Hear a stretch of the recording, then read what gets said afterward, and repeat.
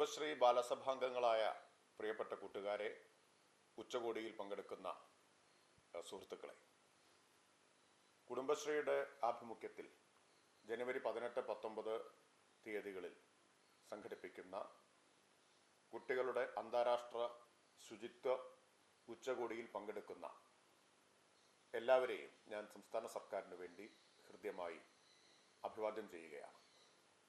കേരളം ഇപ്പോൾ വിപുലമായ ഒരു മാലിന്യ സംസ്കരണ ക്യാമ്പയിൻ, മാലിന്യമുക്ത നവകേരളം എന്ന പേരിൽ ഒരു ശുചിത്വ ക്യാമ്പയിൻ കേരളം നടത്തിക്കൊണ്ടിരിക്കുകയാണ്. ജനലക്ഷങ്ങളാകെ അണിനിരക്കുന്ന ഒരു ജനകീയ ക്യാമ്പയിനാണ് ഇപ്പോൾ നടന്നുകൊണ്ടിരിക്കുന്നത്. ആ ക്യാമ്പയിൻ വലിയ മാറ്റം നാട്ടിലാകെ സൃഷ്ടിച്ചിട്ടുണ്ട്. എൻ്റെ മാലിന്യം എൻ്റെ ഉത്തരവാദിത്വം എന്ന കാഴ്ചപ്പാടിലൂന്നിയാണ് ആ ക്യാമ്പയിൻ മുന്നോട്ട് പോകുന്നത്. അതിൻ്റെ നേട്ടങ്ങളെല്ലാം ഞാനിവിടെ വിശദീകരിക്കുന്നില്ല. ആ ക്യാമ്പയിൻ്റെ ഭാഗമായിട്ടാണ് കുടുംബശ്രീ ബാലസഭാംഗങ്ങൾക്ക് വേണ്ടി ഇങ്ങനെയൊരു ശുചിത്വ ഉച്ചകോടി സംഘടിപ്പിച്ചിട്ടുള്ളത്. ഈ ഉച്ചകോടിയിൽ സംസ്ഥാനത്ത് നിന്നാകെ തിരഞ്ഞെടുക്കപ്പെട്ട 20 പ്രബന്ധങ്ങൾ അവതരിപ്പിക്കുന്നുണ്ട്. കുട്ടികൾ തങ്ങളുടെ പ്രദേശങ്ങളിൽ നടത്തിയ പഠന ഗവേഷണ പ്രവർത്തനങ്ങളുടെ ഫലമായി കണ്ടെത്തിയ പ്രശ്നങ്ങളും അവയ്ക്കുള്ള പരിഹാരങ്ങളും നിർദ്ദേശിക്കുന്നതാണ് ഈ പ്രബന്ധങ്ങൾ.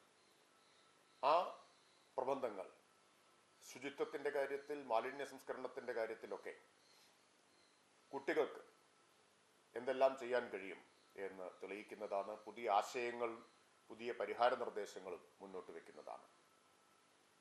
പ്രബന്ധങ്ങളോടൊപ്പം തന്നെ പ്രധാനമാണ് കുട്ടികൾ സൃഷ്ടിച്ച മാതൃകകളും. ബോധവൽക്കരണം മാത്രമല്ല, പരിഹാരം നിർദ്ദേശിക്കുക മാത്രമല്ല, സ്വയം മാതൃകയാവാനും കുട്ടികൾ പരിശ്രമിച്ചിട്ടുണ്ട്. സ്വന്തം വീട്ടിലെ മാലിന്യത്തിൻ്റെ അളവ് കുറച്ചുകൊണ്ടുള്ള മാതൃകകൾ കുട്ടികൾ മുന്നോട്ട് വയ്ക്കുന്നു എന്നുള്ളത് വളരെ ശ്രദ്ധേയമായിട്ടുള്ള കാര്യമാണ്. ഇപ്പോൾ മാലിന്യ സംസ്കരണത്തിൻ്റെ അടിസ്ഥാനപരമായിട്ടുള്ള കാര്യം 4R ആണ് എന്നെല്ലാവർക്കും അറിയാം. അടിസ്ഥാന തത്വം അതാണ്: റെഫ്യൂസ്, റെഡ്യൂസ്, അതുപോലെ റീയൂസ്, റീസൈക്കിൾ. ഇതാണ് ഈ 4R ആണ് എന്നത്. അപ്പോൾ മാലിന്യത്തിൻ്റെ അളവ് കുറയ്ക്കുക എന്നത്, പിന്നെ നമുക്ക് നിരാകരിക്കാൻ കഴിയുന്നതെല്ലാം നിരാകരിക്കുക എന്നത്, പുനരുപയോഗിക്കാൻ കഴിയുന്നതെല്ലാം പുനരുപയോഗിക്കുക എന്നത്, പുനഃചംക്രമണം നടത്താവുന്നതെല്ലാം പുനഃചംക്രമണം നടത്തുക. ഇത് മാലിന്യ സംസ്കരണത്തിൻ്റെ അടിസ്ഥാന തത്വമാണ്.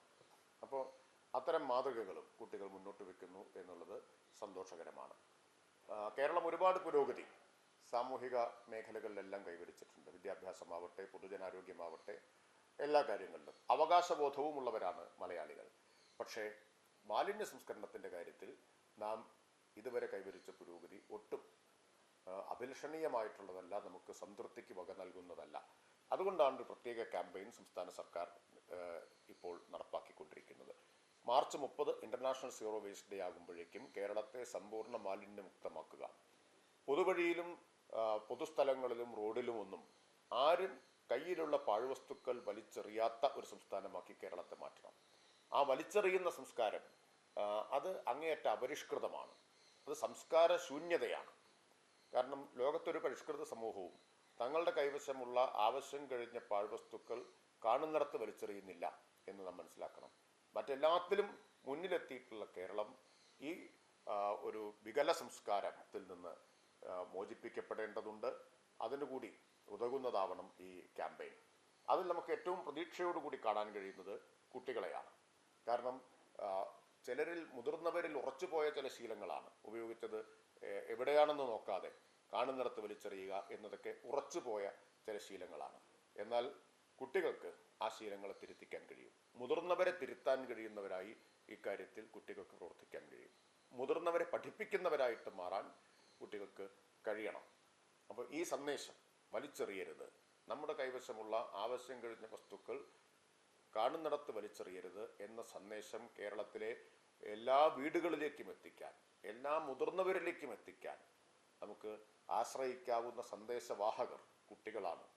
അതുകൊണ്ട് അവരിലാണ് ഇനി പ്രതീക്ഷ.